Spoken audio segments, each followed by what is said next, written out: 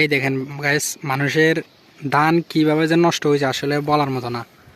এই যে দেখুন, এগুলো সব কিন্তু ধান, কোনো কিছু নাই। এটা ফুরে সিটা দেখেন, দেখছেন?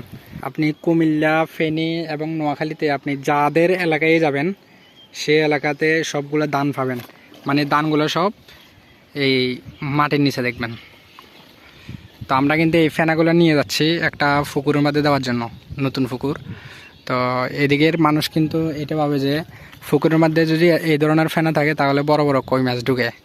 এটা কতটুকু সত্যি আসলে আমার জানা নেই, আপনাদের যদি জানা থাকে অবশ্যই জানাবেন। দেখুন, আমরা এই মুহূর্তে আমরা কিসে চালাচ্ছি জানেন? এই নৌকাটা ধানের উপরে। দেখেন সবগুলো কিন্তু ধানের আগা, এগুলো সব ধানের আগা। মানে শত শত হাজার হাজার লক্ষ লক্ষ কৃষকের মানে স্বপ্নটা এভাবে চলে গেল। কিছুই করার নাই। আসলে প্রাকৃতিক দুর্যোগ এটা একজনের জন্য আসে না, 10 জনের জন্যই আসে, সবার জন্য আসে।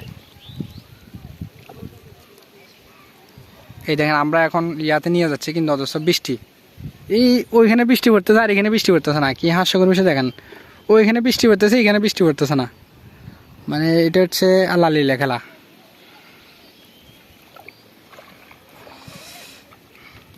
তো গাইস, আমি আপনাদেরকে আবারও বলি কথাগুলা, আপনারা এখনও যারা ফেসবুক পেজ খোলেন নাই তারা ফেসবুক পেজ খুলে অতি সত্ত্বে কাজ করা শুরু করে দেন। দেখেন গাইস, এই দেখেন এগুলো কিন্তু ফাঁকনা ফাঁকনা ধান।